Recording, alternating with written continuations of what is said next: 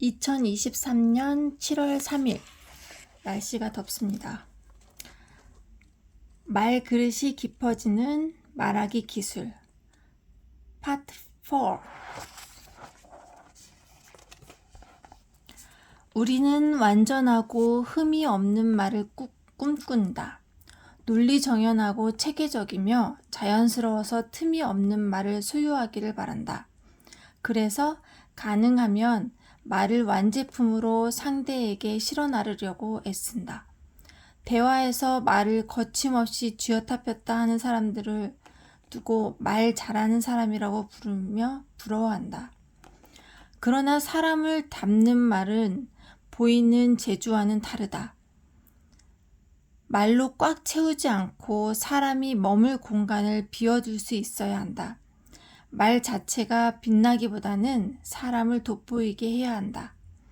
그리고 질문이야말로 그러한 본질에 가장 적합한 말하기 기술이다. 이 기술은 효율적이다. 많은 말을 하지 않고도 값진 대화를 경험하게 한다. 게다가 창조적이다. 어떤 질문을 하는가에 따라 대화의 방향이 달라지고 말하는 사람이 숨겨둔 지혜를 얻을 수도 있다. 마지막으로 관계적이다. 질문하는 사람과 질문받는 사람의 관계가 보다 더 특별해진다. 질문하고 답을 하고 또다시 질문하는 과정에서 서로의 마음이 열리고 생각을 공유하게 된다. 물론 이 기술을 사용하려면 무엇보다도 상대방이 세계에 호기심을 갖고 있어야 한다. 관심이 없다면 질문거리를 생각해낼 수도 없을 것이고 상대방의 관점을 신뢰하고 존중하지 않으며 경청할 수 없을 것이다며 그 후에 또 다른 질문을 던질 수도 없을 것이다. 당신은 질문을 제대로 사용해 본 적이 있는가? 질문하기를 통해 효율적이고 창조적이며 관계적인 대화를 해본 적이 있는가?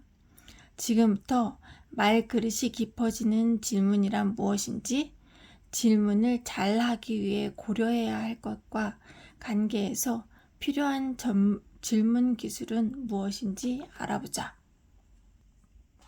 왜 우리는 질문하지 않을까? 질문은 힘이 세다.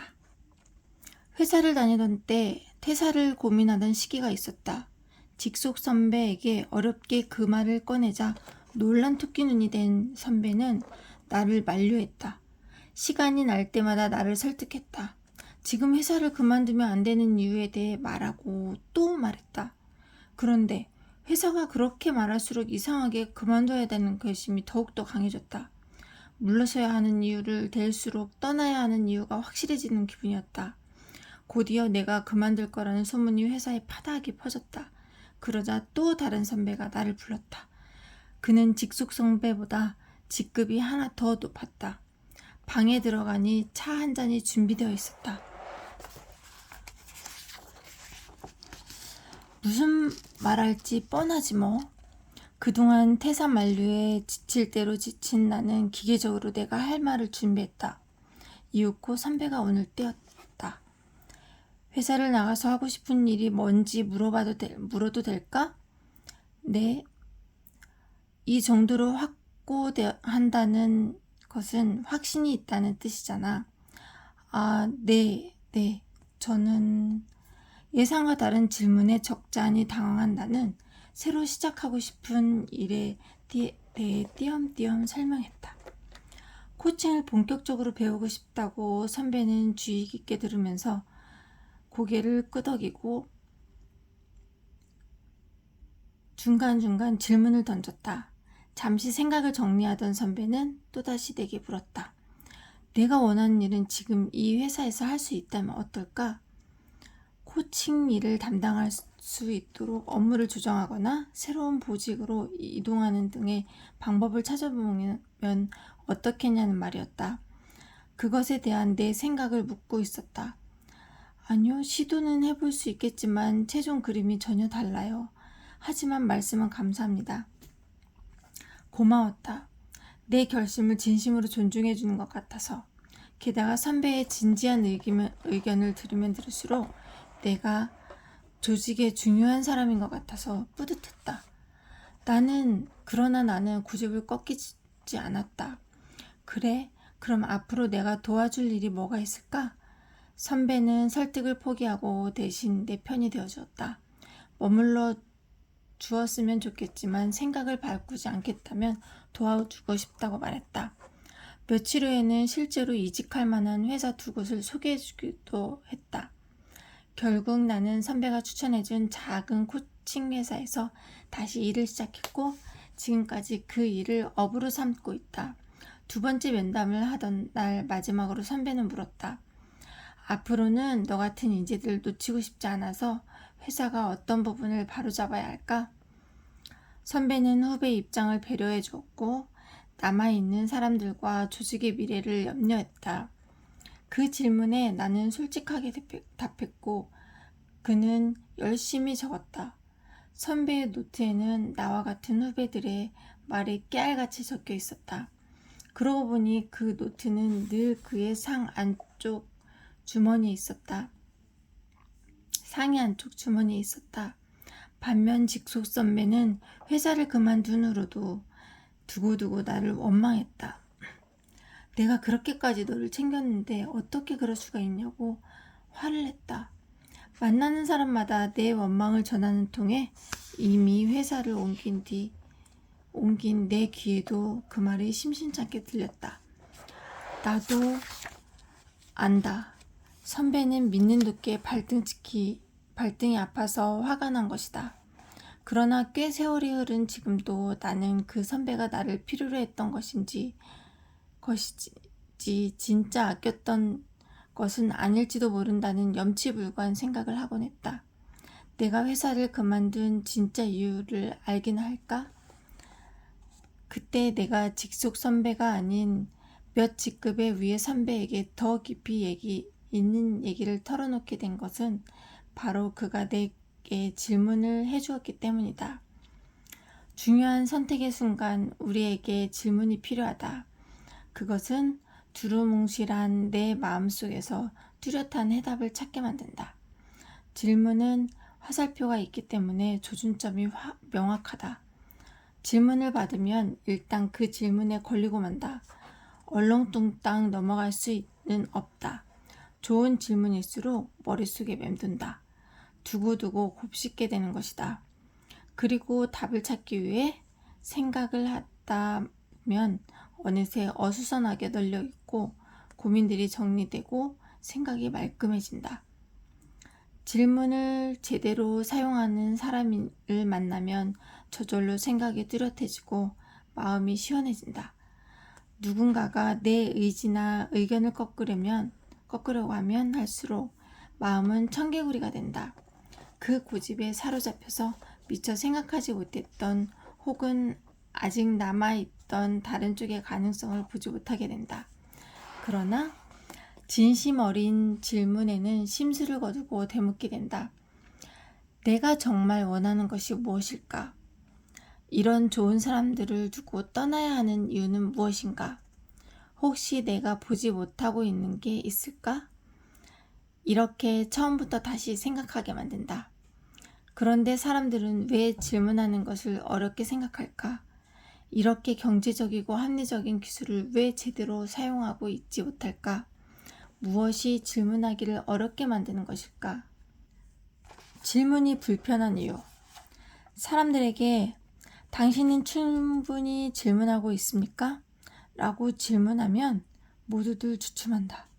말하기라면 자신 있다던 사람도 질문이라고 하면 한 발 뒤로 물러선다. 특히 회사나 직장처럼 업무 집단일수록 알레르기 반응을 일으킨다. 질문하는 것 자체가 부담스럽지요. 질문을 한다고 해도 대개 내 생각과는 다른 대답들이 나와요. 피곤한 일이죠. 그 뒷감당은 질문한 사람이 해야 하잖아요. 특히 질문하고 난 후 문제를 공유하게 되면 그것에 책임을 져야 한다는 말과 같죠. 모르면 모를까. 알고 책임을 피하기는 어렵거든요. 솔직히 말해서 그냥 지시하고 싶은 마음이 들 때가 많아요. 질문은 관여를 의미한다. 질문하게 되면 이야기를 들어야 하고 어떤 말이 튀어나올지도 알 수 없다. 불만과 불평의 물꼬가 트일 수도 있고 다른 질문에 꼬리를 물고 나올 수도 있으며 감당하기 어려운 요청이 되돌아올 수도 있다. 그래서 윗사람들은 질문하기보다는 지시하고 싶은 유혹에 빠진다. 그런가 하면 질문 자체를 반기지 않는 문화가 걸림돌이 되기도 한다. 제가 지난번에 워크숍을 다녀왔거든요. 질문이 아주 중요하더라고요. 그래서 회의 시간에 질문 좀 해보려고 했죠. 그런데 영 반응이 별로예요. 다들 뭔 소리야 하는 것 같고 갑자기 왜 그러세요 하는 눈으로 쳐다보니 더 이상 못하겠더라고요. 대답이 시원치 않으니 은근히 성질도 나고요. 저 혼자 배워서 써먹을 수 있는 게 아닌 것 같아요. 조직 분위기 자체가 질문을 받아들일 준비가 되지 않았어요. 아직까지 우리 문화에서 질문은 여전히 하나의 테스트로 받아들여진다. 상사가 질문하면 직원은 당혹스럽다. 질문이 실력을 검증하는 관문으로 느껴진다. 그것으로 역량이 평가되고 고가에 영향을 줄 거라는 생각에서 벗어나기 어렵다. 그래서 질문하는 사람은 까다로운 사람이라고 여기며 최대한 눈을 마주치지 않으려고 노력한다. 회의 시간에도 최대한 멀리 눈에 띄지 않는 명당 자리를 서로 차지하려 든다. 학생들이 수업 시간에 선생님의 질문을 피하기 위해 책 속에 얼굴을 파묻은 것처럼 사람들은 말한다. 질문하지 말고 그냥 말해주면 좋겠어요. 어차피 알면서 물어보는 거잖아요. 답을 하면 뭐예요? 결국 혼나는걸요 뭐. 이런 마음이니 질문이 영 편하지 않다. 학교에서도 질문하는 학생을 좋아하지 않는다. 수업이 끝날 때마다 질문 있는 사람 하며 대묻곤 하지만 선생님도 누군가가 진짜 질문하리라고 기대하는 것은 아니다. 그때 손을 들어 질문하려면 큰 용기가 필요하다. 그래서 궁금한 것이 있어도 튈까봐 눈치가 보여서 못하고 나만 모르면 어떡하지? 이런 질문을 하면 수준이 낮다고 생각할 거야 하고 걱정하면서 망설인다. 질문하는 스타일 또한 방해물이 될 수 있다. 일반적으로 우리가 사용하는 질문들을 살펴보면 물음 자체가 강압적인 것들이 많다. 녹슨 칼은 사람의 마음에 상처를 낸다. 질문은 생각을 자극시켜야 하는데 그런 질문들은 마음속에 불안과 위협을 자극한다. 너 잘했어, 잘못했어. 왜 이런 식으로 했지? 도대체 뭐가 문제야? 파악은 된 거야? 정확한 데이터가 뭐야? 확실해? 그래서 이러한 부정적인 경험이 쌓여 질문이라면 질색하게 만드는 것이다. 질문하려고만 하면 기존에 말하던 스타일이 나와요. 지난번 회의에서 질문을 좀 제대로 해봐야겠다고 마음먹고 이거 누가 이렇게 했어? 하고 질문했거든요. 칭찬해주고 싶어서요. 그런데 그 질문 한마디에 분위기가 얼어붙은 것처럼 느꼈어요. 순식간에 서로 눈치를 살피는 거예요. 제 표정이 잘못된 걸까요? 말투가 경직되어 있었던 것 같고 질문을 잘못 쓰면 더 안 좋겠더라고요. 질문은 배달하는 과정도 중요하다. 말하는 사람의 표정, 목소리, 전체적인 뉘앙스, 무엇보다 이전에 보여줬던 말하기의 패턴 등의 그 질문을 받는 사람에게 총체적으로 영향을 미친다. 그리고 그것을 통해서 사람들은 직감적으로 저것이 나를 지키는 질문인지 해치기 위한 질문인지를 가늠해 본다. 그러니 제대로 된 질문을 한다는 것은 그것을 제대로 된 방식으로 표현해야 한다는 것도 포함된다. 질문하지 않는 삶은 없다. 우리의 일상은 질문으로 시작해서 질문으로 끝난다. 오늘 아침 자명종이 울릴 때 분명 당신은 스스로에게 질문했다. 몇 시지? 더 자도 될까? 그리고 답을 선택했다. 출근할 때도 당신은 질문을 던졌다. 어디로 가야 덜 막힐까? 독작하면 어떤 일부터 시작해야 하지? 이런 식으로 일을 하면서 퇴근하면서 가족들과 시간을 보내면서 그리고 잠드는 직전까지 자신과 계속 질문을 주고받는다. 단지 질문이라고 의식하지 않을 뿐 매 순간 질문을 하고 생각하고 답한다. 질문은 답을 만들고 답을 선택을 만든다. 선택은 행동을 만들고 행동은 결과를 가져온다. 즉, 매일의 질문이 우리의 인생을 만들어가는 셈이다. 질문하지 않는 삶은 없다. 다만 질문들이 내 안으로 시들어가는가, 다른 사람들과 공유되는가, 또 쌓은 질문들이 한 방향으로 정리되어 가고 있는가, 아니면 산산이 흩어져 버렸는가만 다를 뿐이다. 질문이 부담스러울 수도 있지만 그럼에도 불구하고 우리에게는 질문을 멈추지 말아야 할 충분한 이유가 있다.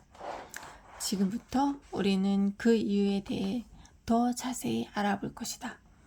당신의 말 그릇에 품고 싶은 사람을 머릿속에 떠올리면서 그 사람에게 필요한 질문들을 찾아간다는 마음으로 다음의 내용을 읽어나가면 좋겠다.